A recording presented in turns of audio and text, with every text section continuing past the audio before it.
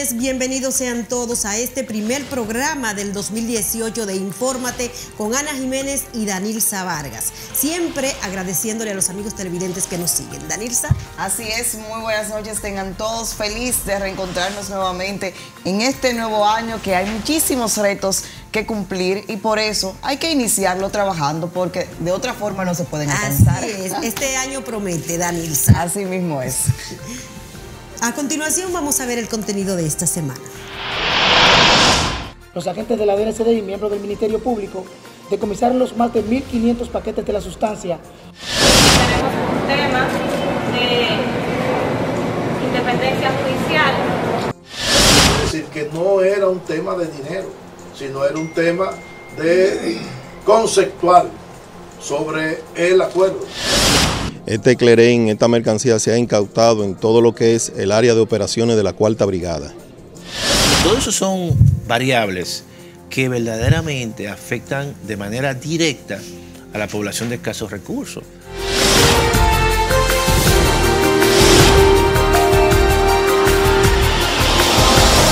Comenzamos esta entrega del resumen de la semana con el reapresamiento de Bienvenido Guevara Díaz, mejor conocido como Maconi, quien es involucrado junto a otras 12 personas en el tráfico de drogas en el buque Caluba, donde fueron decomisados 1.570 kilos de cocaína procedentes de Aruba. La jueza de atención permanente del Distrito Nacional, Evelyn Rodríguez, dictó 1 año de prisión preventiva como medida de coerción a Maconi y los demás involucrados que deberán cumplirla en la cárcel La Victoria. Vamos a ver. Luego de 48 horas ininterrumpidas de intensa búsqueda, los agentes de la DNCD y miembros del Ministerio Público decomisaron los más de 1.500 paquetes de la sustancia ocultos en el interior de la embarcación, la cual está en poder ya de las autoridades. Dando como resultado el éxito de este operativo. La Armada de República Dominicana reitera el apoyo incondicional a la Dirección Nacional de Control de Drogas en la lucha contra el narcotráfico. Las personas que nosotros representamos son parte de la tripulación de este barco. Prácticamente son empleados del barco, que ninguna de las pruebas hasta ahora presentadas por el Ministerio Público los vinculan.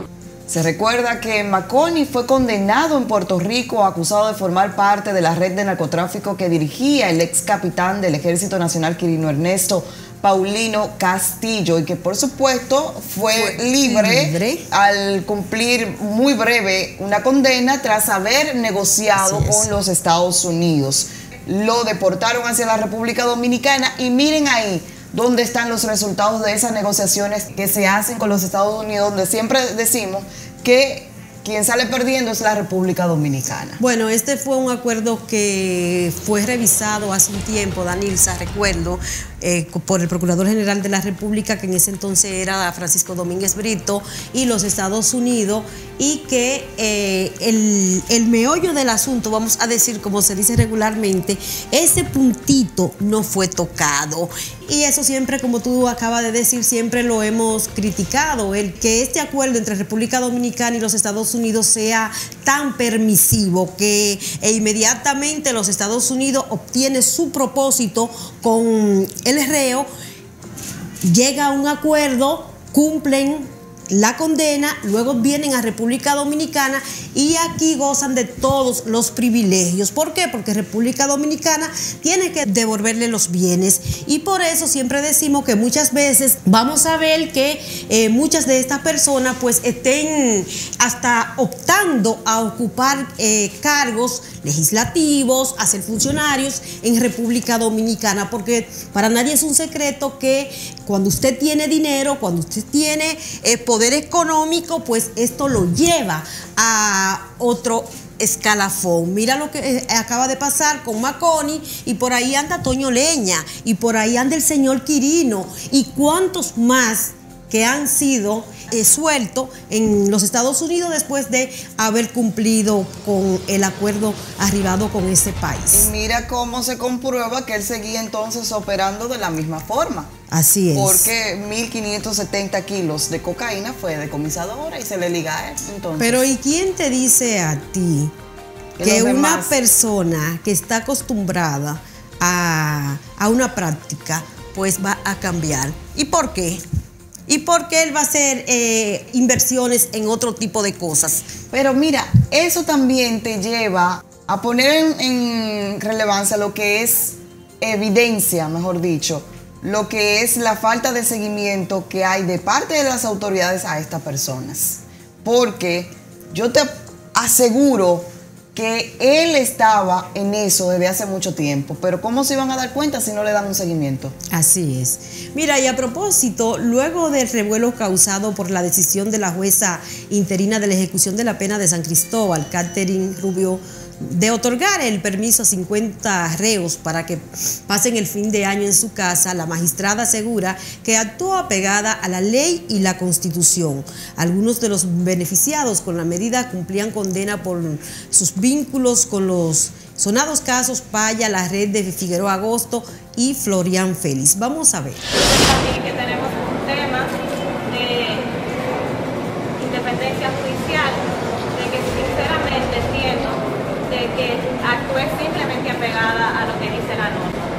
Entonces, ¿cómo es posible que el Ministerio Público solicite permiso para más de 50 y tantos reos y luego cuestione la decisión que da el juez? Inspectores del Consejo del Poder Judicial profundizan la investigación sobre la decisión de la magistrada, quien ha dicho que está haciendo un reporte para enviarlo al Consejo donde justifica la resolución. Señores, nuevamente otro escándalo de este tipo en San Cristóbal. ¿Qué es lo que pasa con San Cristóbal? Otra pregunta que nos la hemos hecho muchas veces en este programa y en otros programas que hemos participado, porque esta no es una práctica nueva, sino que esto lleva muchísimo tiempo ocurriendo en San Cristóbal. Cuando se hablaba de un matrimonio que no lo podían hacer legalmente en otro país, ¿dónde venían? A República Dominicana. ¿Pero dónde lo hacían? En San Cristóbal. En los presos.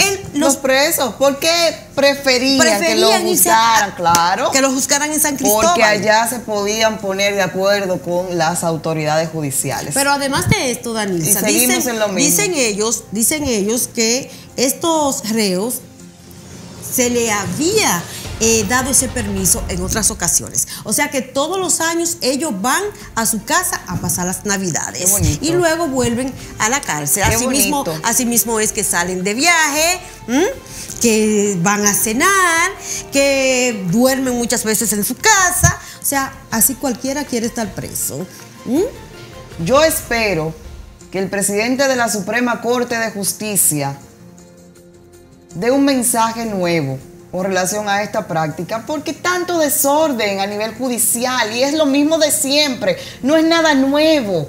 Recordemos que cuando aquí comenzaron los escándalos de la sentencia, de los cambios, de los permisos, comenzó por San Cristóbal, y cuando se comenzó con la práctica de que se dejaban jueces interinos para que favorecieran a los reos. Que esta también es una jueza interina. Entonces, por ahí fue que comenzó todo. Pero como aquí nadie le importa nada, todo es efecto dominó, vuelve a lo mismo.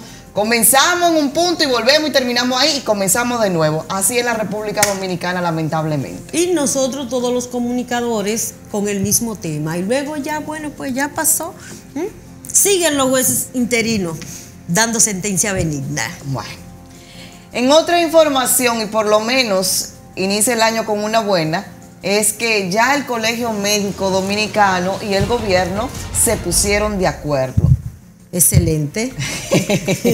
En esta, bueno, ¿dónde dejaron a Waldo?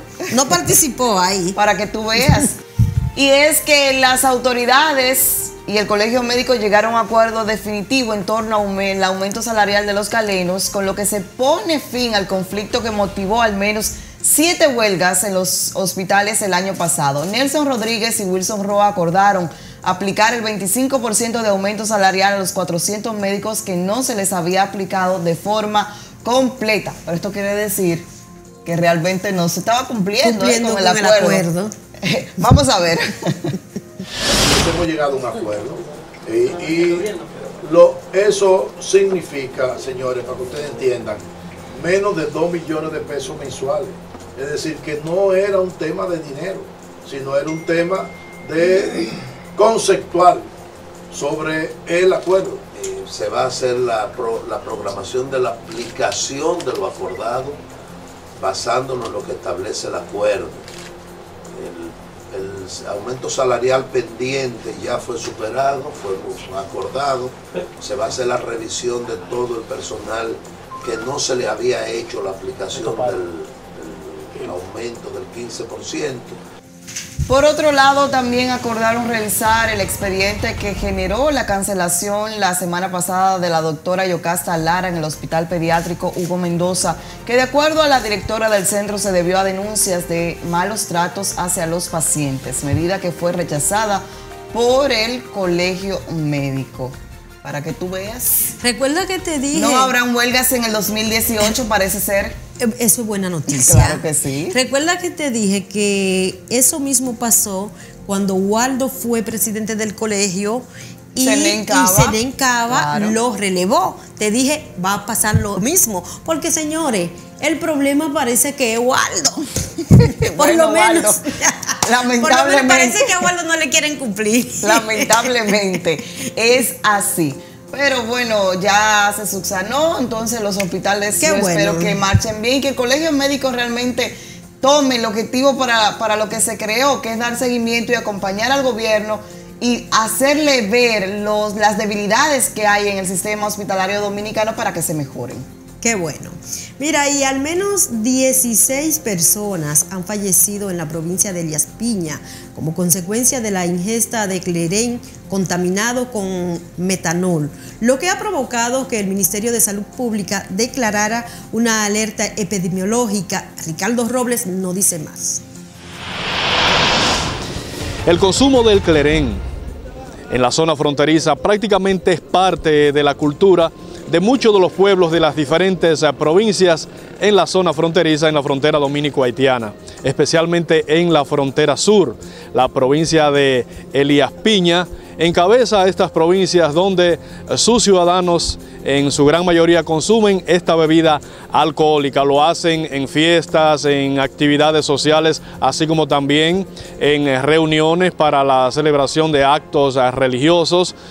Y nunca había sucedido nada. Sin embargo, hasta que hace un par de semanas atrás, en medio de la celebración de un novenario de un difunto, el consumo de esta bebida trajo como consecuencia la intoxicación de decenas de personas, resultando al menos unas 16 personas muertas en la comunidad de Bánica, en el municipio de Pedro Santana, provincia Elías Piña.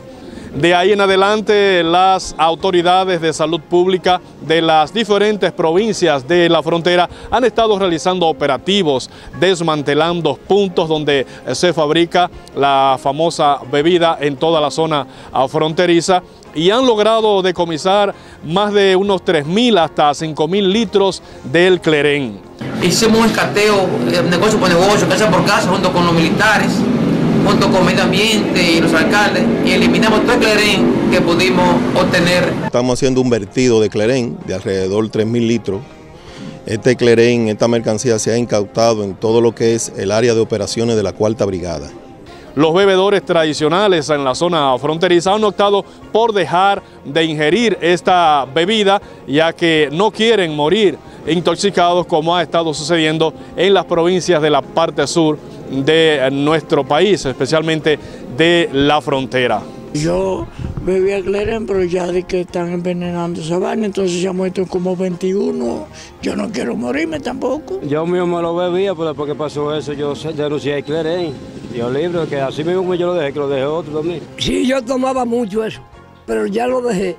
Ay, sí, porque tengo miedo, tengo un par de niños ahí para criar, si yo bebiendo se murió ya, los muchachos se van a criar malo. Es toda la información que tengo desde la frontera norte, en Dajabón, para Infórmate, Ricardo Robles. Muchísimas gracias a Robles. Estoy dando seguimiento a la situación que se ha generado en el país con la ingesta de clerén, y como ya pasaron las fiestas y hay que seguir trabajando, vamos a ver si baja un poquito, ¿verdad?, los afectados, porque ya ese clerén contaminado, de acuerdo a lo que ha dicho Salud Pública, todavía está diseminado en todo el territorio nacional. Mejor no beban clerén, beban otra cosa. Beban otra cosa, exacto, porque en total... A propósito de la salud, El 55% de los nacimientos registrados durante el pasado año 2017 en las dos principales maternidades de la capital fueron de madres adolescentes y extranjeras, de las cuales el 99% fueron haitianas. El director del Servicio Nacional de Salud informó que tan solo en el 2016 el Estado invirtió 3.000 millones de pesos en gastos de salud en beneficio de nacionales haitianos. Vamos a ver.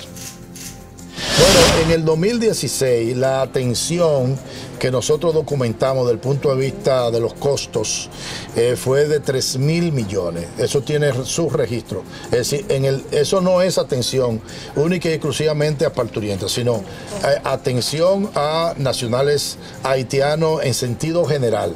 Señaló que las condiciones epidemiológicas del vecino país impactan los indicadores de salud de República Dominicana en temas como VIH-Sida, tuberculosis, malaria, entre otros. A propósito de esta información, precisamente esta mañana conversaba con una enfermera que trabaja en el hospital de Engombe, aquí, Santo Domingo Oeste, y decía que la noche del jueves para el viernes, 7 partos atendieron en ese hospital. Y todos, el 100% eran de haitianas. Recuerda que antes el hospital de Dajabón y el de Elías Piña eran donde más haitianas daban a luz. Pues ya no solamente se da esto en los hospitales de la frontera, sino que en todos los hospitales del país, esto porque los haitianos están diseminados en toda República Dominicana, señores, y eso no es de ahora, eso viene de mucho tiempo. De hecho, de que gran parte del presupuesto de salud pública se gasta en las parturientas haitianas en República Dominicana. Y a propósito, el primer bebé que nació en República Dominicana realmente fue el segundo. 2018 fue un haitiano. Sí, fue en la maternidad de los Minas, sí, así mismo es. Pero lo que te quiero decir con eso, mira, porque si hablamos de la maternidad de Altagracia, la maternidad de los Minas, el porcentaje es mucho más alto, porque estamos hablando de hospitales en el Distrito Nacional y en la provincia de Santo Domingo, en Santo Domingo Este específicamente, que son de referencia en cuanto a maternidad. Pero estamos hablando de Engombe, que es un hospital, y más que un hospital es prácticamente un subcentro. Sí. Y de 7 partos que hicieron esa noche, los 7 eran de haitianas, pero con el agravante de que nunca durante el embarazo se han atendido. Cuando van y se presentan al parto, ni siquiera te dicen, tienen una referencia de decirte, especificarte que tienen VIH-Sida. Entonces, está provocando un problema de salud. ¿Por qué? Porque a la criatura tampoco se le practicó el protocolo que se debe seguir para que no nazca infectado. Pero también, al no decir que tienen la enfermedad, exponen a los médicos y las enfermeras que los atienden.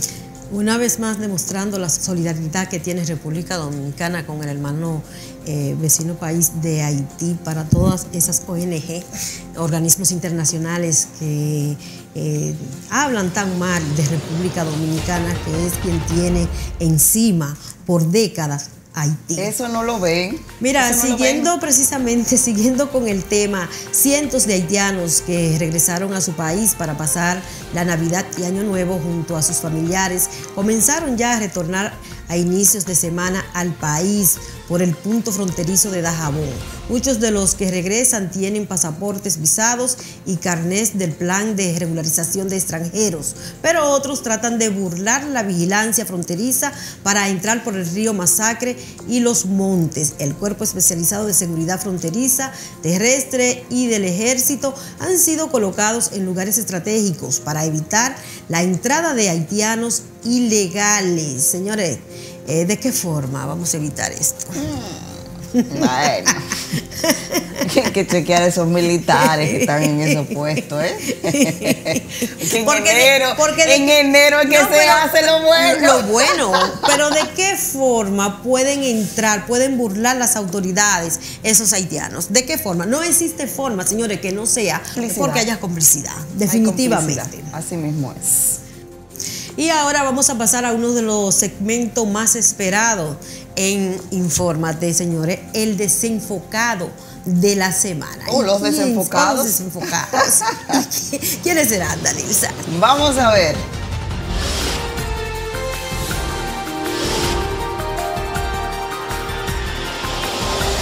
Bueno, el desenfocado de esta semana es Oscar Feliciano Reyes, a propósito del tema haitiano, quien esta semana hirió a 3 policías a quienes derribó a patadas de una camioneta durante un incidente en El Ceibo. Vamos a ver. Vamos a ver a esto, me tiene la mano en la cara.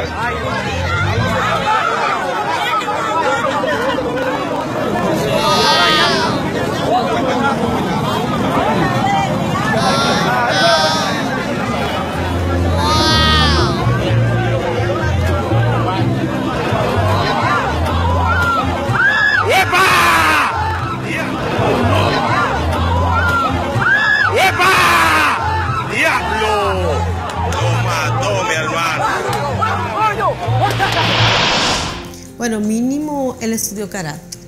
Mira, yo no diría que el desenfocado es él. Yo diría que los desenfocados son los policías. Que 3 policías no pudieron detener a un hombre. No, pero por Dios, eso deja mucho que decir de la institución, ¿eh? ¿Dónde está el entrenamiento de esos policías? No, por favor. Pero por Dios. ¿Dónde está el entrenamiento de esos policías? 3. ¿Y no pudieron con 1? No.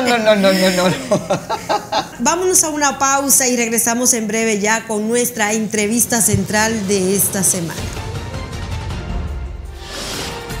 Este nuevo año ha entrado con presiones del alza del dólar y que eso obedece a un entorno internacional.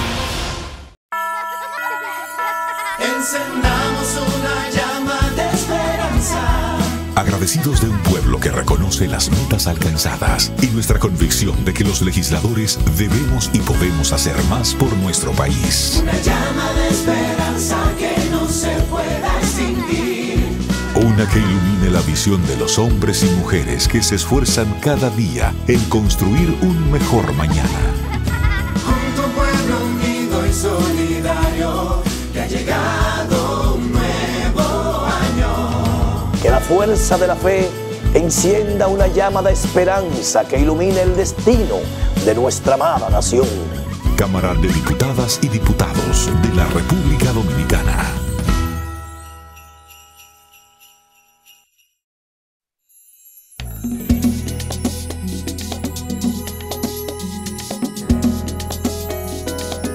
La brisita nos pone alegres, en la paila están los pasteles. La mejor versión de nosotros, sonrisa, música y el moro. La gente se junta, dominicana entera. Llegaron los que faltaban para completar la mesa.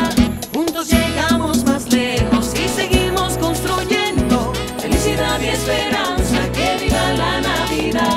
Juntos llegamos más lejos y seguimos construyendo felicidad y esperanza. Que viva la Navidad.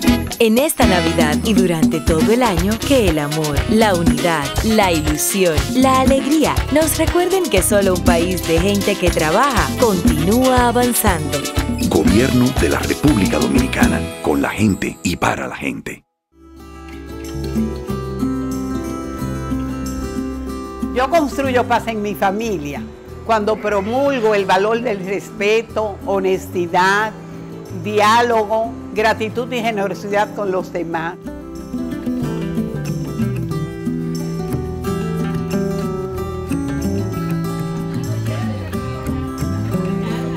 ¿Y tú?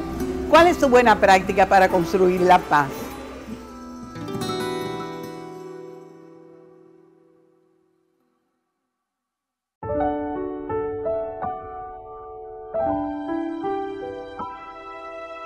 Nos gusta construir. Nos gusta trabajar en equipo. Preparar cada detalle. Saber que a cada paso creamos mejores oportunidades. Imaginar que cada edificio se llenará de experiencias y de sueños. Que con cada esfuerzo abrimos nuevos caminos. Sabemos que también hay dificultades. Y a veces hasta tenemos que empezar de nuevo. pero siempre estamos dispuestos para ayudar allí donde nos necesiten. Nos gusta construir esperanza, construir futuro, construir confianza. Nos gusta construir juntos para la República Dominicana. El Ministerio de Obras Públicas y Comunicaciones les desea felices fiestas. Sisus Holding. Somos asesoría comunicacional, relaciones públicas, producción, grabación y edición de montajes de eventos y todo lo relacionado con estas actividades. Para contactos, llamar al 829-878-8356 o escribir al correo que aparece en pantalla.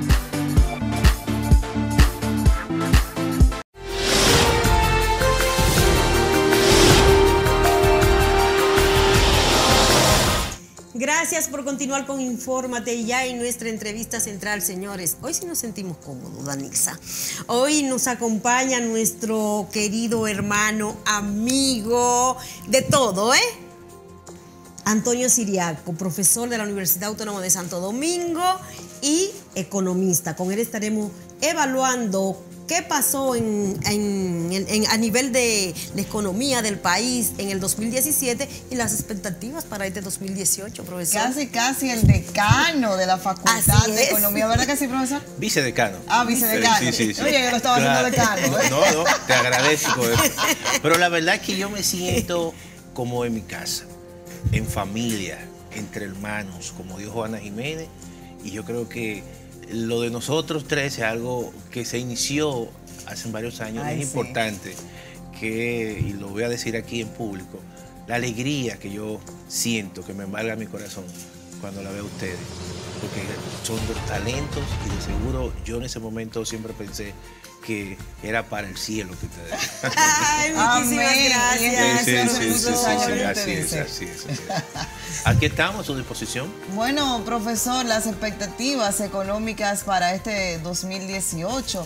Hay una preocupación que terminó en el 2017 y que sigue imperando en este inicio de año, que es la presión que ha tenido el alza del dólar en los últimos meses. Mira, Danilza y Ana, yo creo que la economía dominicana terminó el 2017 con un crecimiento, incluso ya las informaciones ya finales del Banco Central, del 4.5.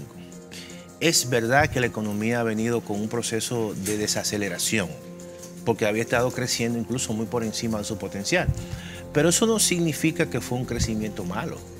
No. O sea, un crecimiento del 4.5 cuando el resto de América Latina, en muchos casos, crecieron a tasas negativas. Yo creo que uno puede sentirse un tanto, vamos a decir, contento por ese crecimiento. Y lo digo porque yo creo que siempre es importante crecer. El crecimiento, al margen de todo, genera empleo, el crecimiento genera dinamismo económico. Claro, yo creo que hay que hacer un esfuerzo mucho mayor para redistribuir ese crecimiento. Y eso, en cierta manera, es una preocupación para el año 2018. Como tú has dicho, el 2018, este nuevo año ha entrado con presiones del alza del dólar y que eso obedece a un entorno internacional que no existía en el año 2017 o cuando se inició el 2017. Por ejemplo, este año los precios internacionales del petróleo están rondando los $61. El año pasado, básicamente, los precios estuvieron en una horquilla entre 45 y $50. Y la República Dominicana se ahorraba, en términos netos, entre 500 y 600 millones de dólares. Ahora no se lo está ahorrando, se está ahorrando 200 millones. Y eso tiene un impacto en el mercado cambiario, porque son menos dólares que no es que entran a la República Dominicana, que hay que destinar para comprar la factura petrolera, que eso tiene un peso importante. Por lo tanto, cuando el gobierno, a través de la Refinería Dominicana de Petróleo, va al mercado cambiario y a buscar la cantidad de dólares para comprar la factura petrolera, eso tiene un impacto. Un impacto porque en el mercado cambiario, porque aumenta la demanda y la demanda en ese momento quizás está por encima de la oferta. Eso genera un alza. Y yo creo que eso es lo que se está reflejando a principios de año que en el comportamiento del mercado cambiario. En el presupuesto del año 2018, el gobierno estimó para este año una tasa de cambio de alrededor del 51 por 1. Y está ahora mismo en el 48.90. Es decir, que los agentes económicos que se planifican a principio de año, todas sus compras lo están planificando al 51 por 1.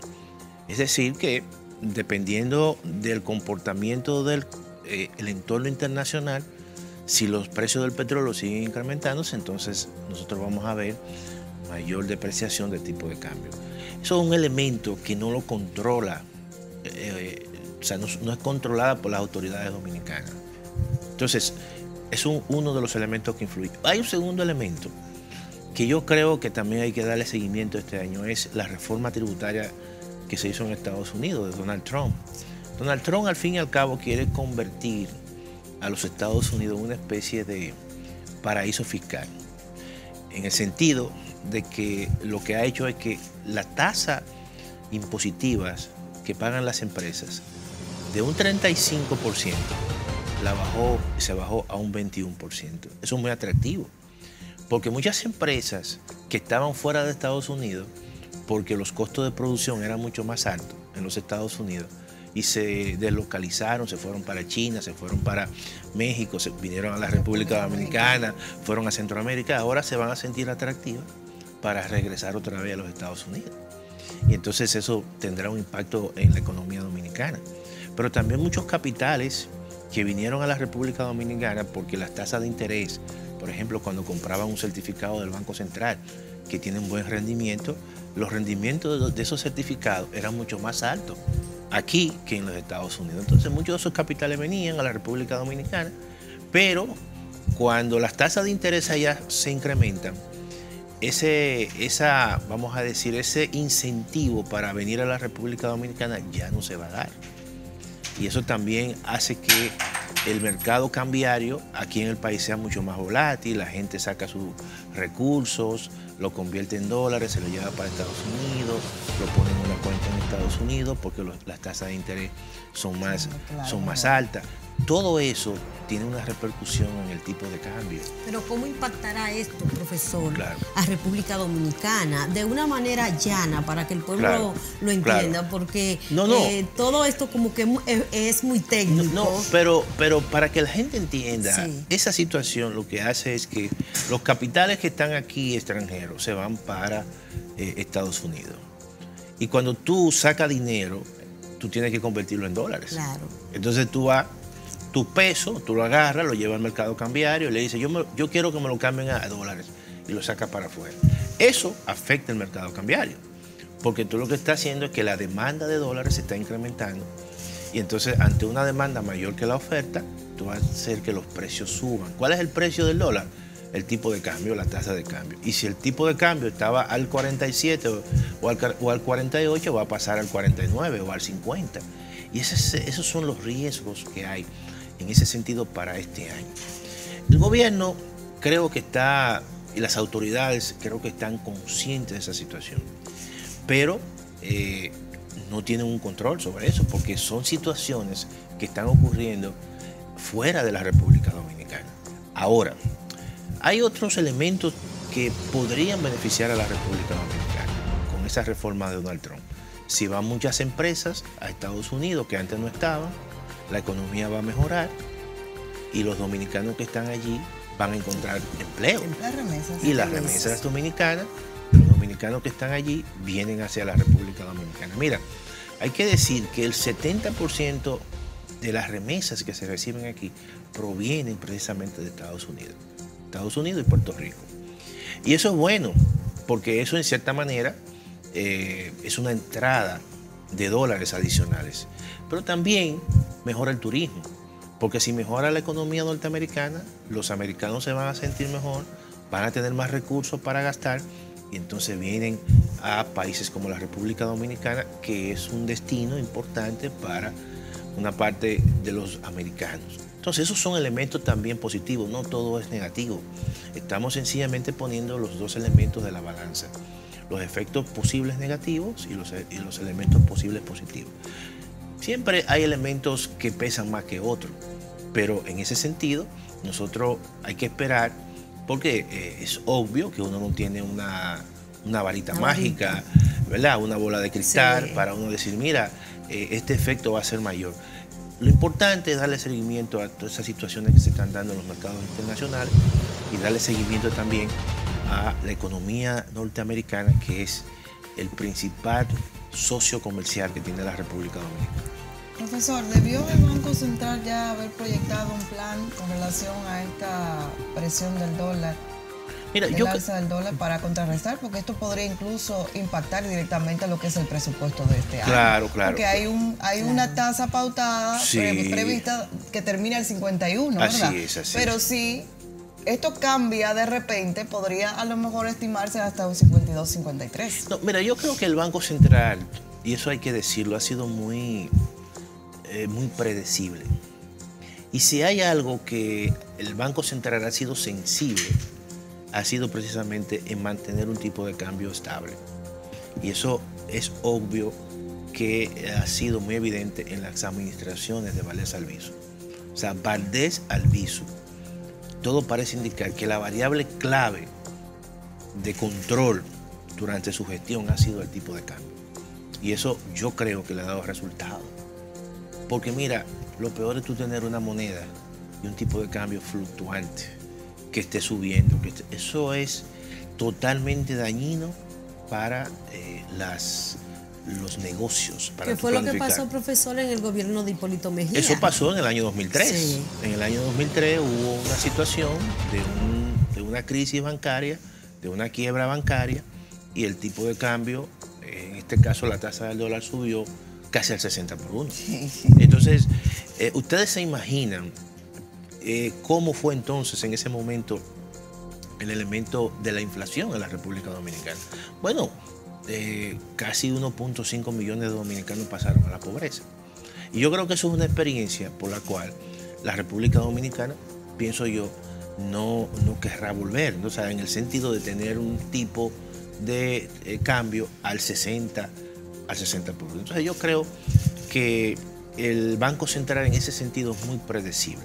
Yo me imagino que para los próximos meses, si el tipo de cambio sigue muy volátil, porque los precios del petróleo siguen incrementándose, entonces yo creo que el Banco Central, como ha hecho en otras ocasiones, va a subir lo que es la tasa de política monetaria, es decir, va a influir para que las tasas de interés en el resto del mercado, los mercados financieros, se incrementen, que es la única forma de contener ese incremento en el tipo de cambio. Pero hasta ahora, hay que esperar, porque uno no sabe hasta qué punto y hasta qué nivel los precios del petróleo van a llegar. Lo importante es darle seguimiento. Pero si eso se da, ¿cómo entonces repercutiría eso en República Dominicana ya a nivel? No, mira, Ana, a nivel de la gente, o sea, a nivel de la población dominicana, de la población de abajo, cuando aumenta el tipo de cambio, eso se transmite en precios importantes, como por ejemplo los precios de los combustibles. Cuando los precios del petróleo se incrementan, inmediatamente eso tiene un impacto en los precios de los combustibles. Y eso lo siente la población dominicana. Y cuando subiendo y subiendo. Y cuando se incrementan los combustibles. Se incrementan los alimentos, se incrementa el transporte, se incrementa el pasaje. Todo eso son variables que verdaderamente afectan de manera directa a la población de escasos recursos y a la población que tiene salarios mínimos. Entonces, eso tiene también un impacto social, no solamente económico, social y político. Porque cuando aquí se incrementan los combustibles, que tú ves cada semana, que los combustibles subieron 3 pesos, 4 pesos, ya inmediatamente hay cierto nivel de incertidumbre, y la gente de abajo, la gente de a pie, comienza a opinar, dice que qué es lo que pasa. Y eso son cosas que yo creo que hay que tratar de contener y de evitar. Porque es obvio que están afectando a los más pobres. Y si tú mantienes eso, después entonces la gente va a solicitar y a pedir los trabajadores incremento de salario. Y viene entonces esa disputa entre empresarios, trabajadores. Y es una situación que yo creo... ¿Existe la posibilidad de evitarlo eso, profesor? Porque yo pienso que eso es lo que hay que... No, yo lo que creo es que con las medidas que pueda tomar el Banco Central de aumentar las tasas, por ejemplo, de interés, en esa medida le quita peso, le quita presión al mercado cambiario. Y entonces eso hace que el tipo de cambio sea mucho más... no fluctúe tanto hacia arriba o hacia abajo, sino que se mantenga con cierto nivel de estabilidad, como ha ocurrido en otros años. Nosotros hemos pasado por una experiencia en el 2000, 2009, 2010, cuando los precios del petróleo estuvieron a $144. $144. Y ya los dominicanos saben verdaderamente qué es lo que ocurre cuando los precios son altísimos. Yo creo que eso no va a volver. O sea, tener precio del petróleo que a esos niveles no va a volver por muchas razones. Porque, por ejemplo, ya han aparecido sustitutos, como es la técnica del fracking, que es una técnica mucho más barata, que cuando los precios suben ya a $65, comienzan inmediatamente a generar esos combustibles sustitutos y entonces los precios del petróleo no suben tanto como en esa época. De manera que yo creo que el tipo de cambio se mantendrá en la República Dominicana en los próximos meses con cierto nivel de estabilidad, quizá a un precio cercano al 50, pero no llegará precisamente a tasas tan altas como se llegó en años anteriores, como fue el caso, por ejemplo, que hemos mencionado del año 2003, al 60 por 1, o sea, evidentemente, y no es que no pueda llegar en los próximos años, pero lo que estamos diciendo es que de repente, de manera drástica, o sea, tú pases del 50 al 70 o al 65, eso no, eso es muy brusco. No hay temor. No hay temor. Profesor, la política fiscal, ¿cuándo se va a revisar en este país? Porque las pequeñas empresas, aún con todas las facilidades que el gobierno ha tratado de crear a través de las MIPYMES, siguen sintiendo toda la presión tributaria Lo que país. pasa, Danilza, por ejemplo,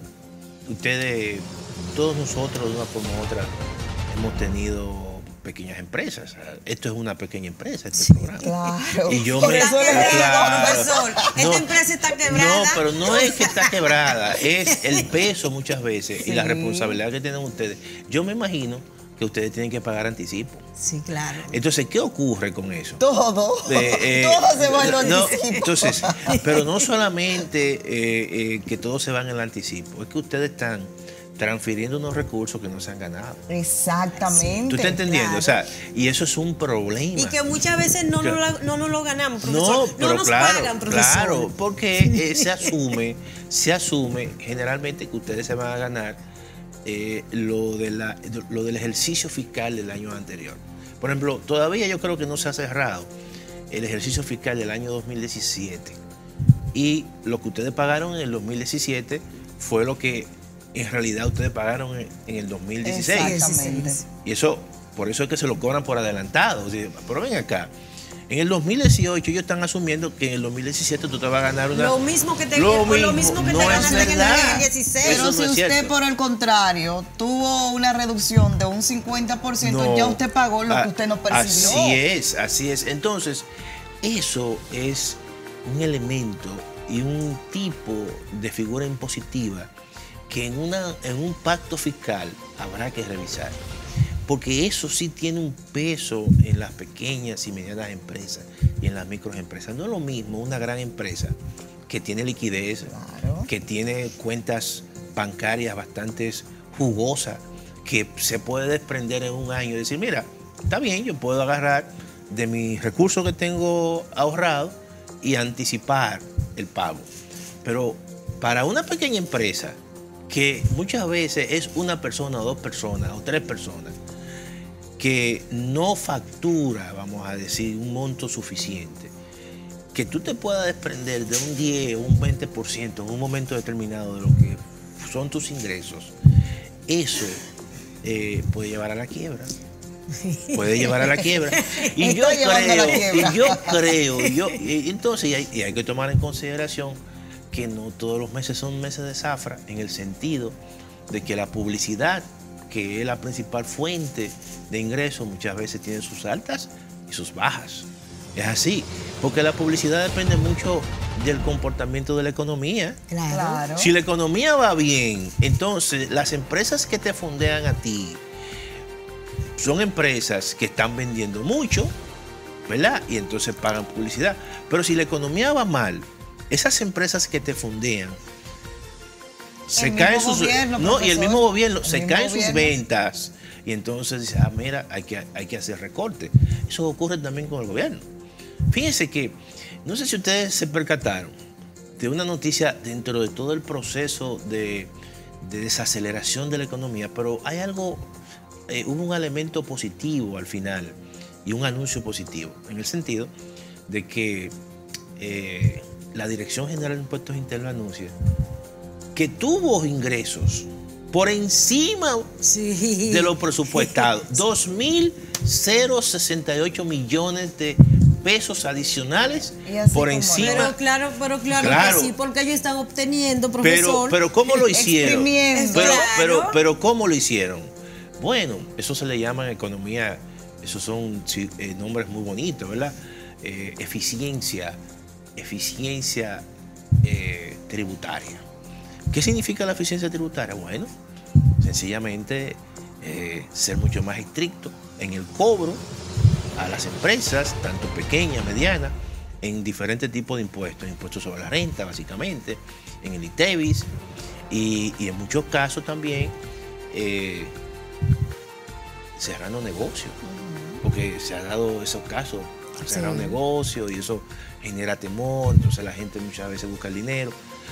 Pero yo creo que en ese sentido, en un pacto fiscal, hay que revisar figuras importantes que yo creo que afectan y puedan afectar a las pequeñas y medianas empresas, o la están afectando, como es el caso del anticipo. ¿Qué pudo haber pasado ahí con este tema, siendo uno de los proyectos de gobierno del presidente Danilo Medina precisamente la MIPYME? O sea, hay como una contradicción ahí. No, mira, lo que pasa es que por un lado también hay que tomar en consideración que hay demandas sociales. O sea, por un lado,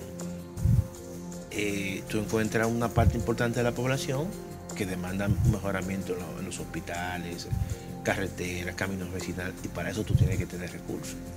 Entonces tú tienes que buscar los recursos de donde sea, porque ya eso te genera un problema de carácter social y político. Entonces, yo creo que hasta que no se llegue a un consenso, a un pacto fiscal entre empresarios, gobierno, trabajadores, sociedad civil, y se quiera y se configura el Estado que uno quiere. ¿Qué tipo de Estado uno quiere? ¿Qué tipo de servicio? ¿A qué nivel uno lo quiere? Pero para eso también hay que buscar los recursos. Entonces esos son elementos que yo creo que, al margen de todas las facilidades que se le han dado a las MIPYMES y el esfuerzo que yo creo que también se está haciendo de formalizar empresas, yo creo que eso hay que reconocerlo. Por ejemplo, hay una ley, y quizá ustedes eso lo puedan conocer más que yo, hay una ley en el Congreso que se está discutiendo. Y la ley lo que busca es, o sea, reformar la ley de constitución de empresas mercantiles, la 428-79. Y anteriormente, para tú constituir una empresa, si era una empresa de sociedad limitada, vamos a decir, tú tenías que tener 100.000 pesos para constituirla. El mínimo. El mínimo. Y si era una empresa grande, de compañía por acciones, 30 millones de pesos. Ya eso no va a existir. Para tú constituir una empresa, tú no tienes que tener un capital accionario, porque te lo exigían. Tienes que depositar en un banco ese monto. Ya no. Y eso es una facilidad. Eso es un incentivo para que mucha gente que está en la informalidad, que tú no tienes esos recursos, digan, yo lo puedo accesar. Eso es importante. Hay que ir paso por paso, porque no es fácil. O sea, la informalidad en este país es un 59% ya. Muy alto. Lo importante de todo esto, profesor, es que la población no debe de temer en este 2018 con relación a la economía de República Dominicana. Oye. Se mantiene cierta estabilidad. Mira, la economía terminará, las proyecciones que hay es que pueda crecer cercano al 5. Eso no es malo. O sea, no es malo porque cuando tú lo comparas con el entorno, va a ser quizás la segunda economía de mayor crecimiento después de Panamá. Y eso yo creo que es bueno. Ahora, yo sí digo, nosotros en la Escuela de Economía, en un informe, siempre hay que monitorear el entorno internacional en el año 2018, porque es un entorno que no es el mismo del 2016 y además que el país no lo controla. Excelente. Gracias, profesor, por acompañarnos. Siempre será un placer conversar con para usted. mí, estoy en mi casa. Documentando siempre al pueblo dominicano en lo que tiene que ver con la economía nacional. La verdad que brillante, profesor. La verdad que yo he aprendido mucho siempre de ustedes. Muchísimas gracias. Está bien. Vamos a una pausa. Al regreso todavía más en Infórmate.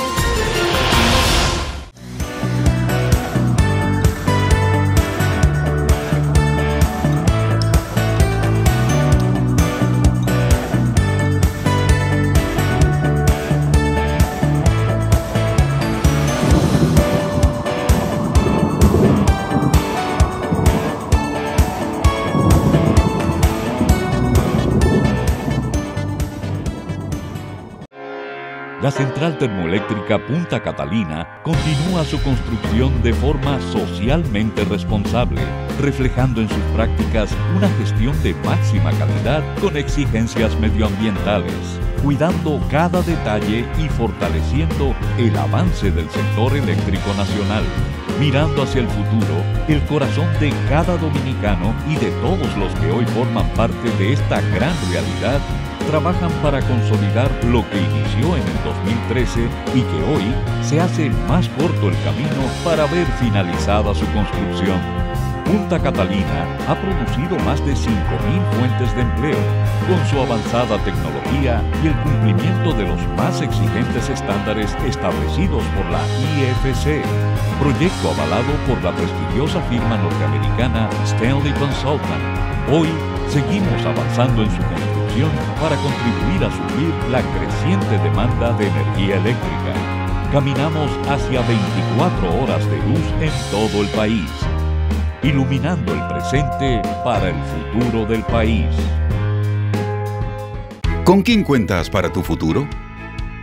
En el año 2001 se promulgó la Ley 8701 de la Seguridad Social, creándose la Superintendencia de Pensiones SIPEN, entidad oficial que vela por el otorgamiento oportuno de los beneficios que te garantizan a ti y a tu familia el seguro de vejez, discapacidad y sobrevivencia, como compensación a los aportes que mensualmente realizas a través de tu empleador. La SIPEN regula y supervisa a las administradoras de fondos de pensiones y a otros planes de pensiones para que te otorguen los mejores beneficios que por ley mereces. Existen 4 tipos de beneficios en el régimen contributivo.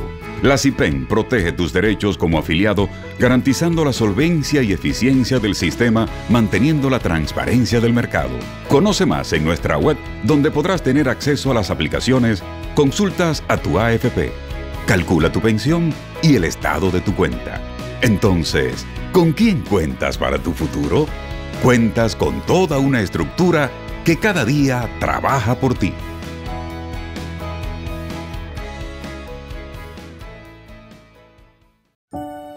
La Nochebuena junta a toda la familia y aunque a veces no nos demos cuenta, también a todos los que con su trabajo hacen que esta cena sea posible. Gente como Roberto, que se levanta todas las madrugadas a cultivar el arroz que hoy está en este moro. O como Tony, que cría cerdos en una finquita con la que logró mandar a su hijo a estudiar veterinaria. ¿Ven estos pasteles en la mesa? Están hechos con los plátanos de Manuel, que con su trabajo ha logrado echar pa'lante a sus 11 hijos. Y este ponche se hizo con los huevos producidos por el grupo de mujeres emprendedoras de restauración, que con gran esfuerzo están mejorando la vida de toda su comunidad. Este, que no para de sonreír, es Francisco, que ara la tierra para que su esposa Dilcia siembre estas cebollas. O Luz, que junto a un grupo de mujeres hace uno de los mejores chocolates del país que hoy es orgullo de Puerto Plata. Con las visitas sorpresas del presidente Danilo Medina, brindamos más oportunidades para que todos los dominicanos se sumen a la construcción del país que soñamos. Solo un gobierno que trabaja construye futuro. Solo un país de gente que trabaja continúa avanzando. Gobierno de la República Dominicana, con la gente y para la gente.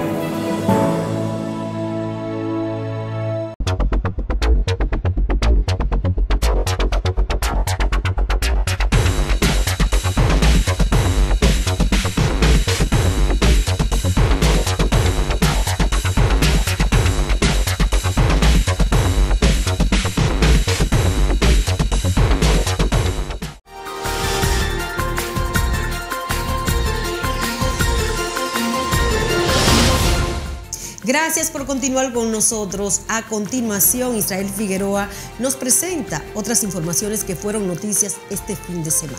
Adelante, Israel. Con diversas actividades se celebró este domingo el Día del Poder Judicial, que concluyó con una audiencia solemne en la Sala Augusta de la Suprema Corte de Justicia, que contó con la asistencia del presidente Danilo Medina, y donde el presidente de ese poder del Estado, Mariano Germán, rindió sus memorias de gestión. Que la justicia debe ser la fuerza motor del mundo y sus jueces deben ser los nobles cumplidores de la ley. Más temprano, Monseñor Francisco Osoria, arzobispo de Santo Domingo, ofició un servicio religioso en presencia del Pleno de la Suprema Corte de Justicia, consejeros, el Procurador General de la República y magistrados de distintas jurisdicciones. Agentes policiales tirotearon un vehículo propiedad del pelotero de Grandes Ligas Miguel Ángel Sanó, según informó el vocero de la policía Fran Félix Durán, que explicó que el hecho se produjo cuando un dispositivo de seguridad de la Policía Nacional le pidió al conductor del vehículo que se detuviera y no lo hizo, por lo que le realizaron 2 disparos. En San Juan, un hombre murió mientras recibía atenciones médicas en el Hospital Dr. Alejandro Cabral, tras más de 2 semanas ingiriendo bebidas alcohólicas. Aunque se rumoró que Luis Octavio Germán, de 66 años, había consumido clerén, más tarde la versión fue desmentida por su hermano Víctor Manuel Germán. Y varios técnicos del área de salud ambiental de la región Cuarto de Salud Pública descartaron el sábado la presencia de partículas extrañas en el agua del acueducto de San Rafael. Como desaprensivos pusieron a correr un falso rumor de que haitianos vertieron veneno en las redes sociales. Y el departamento aeroportuario que dirige Marino Collante recibió el 100% de evaluación del nivel de transparencia otorgada por la Dirección General de Ética e Integridad Gubernamental, calificándolos dentro de las instituciones con mayor porcentaje en el nivel dinámico informacional de las evaluadas. Con esta información finalizamos nuestro resumen semanal. Israel Figueroa, infórmate. Muchísimas gracias a Israel. Hasta aquí el contenido de Infórmate, porque bueno, Darleni parece que entrevistando a los artistas... Darleni sigue de vacaciones. Sigue de vacaciones. Vamos a ver si la semana que viene ya, ¿verdad?, nos trae algo por ahí debajo de la manga. Señores, pasen feliz resto de ese domingo y volveremos a reencontrarnos la próxima semana. Bye, bye.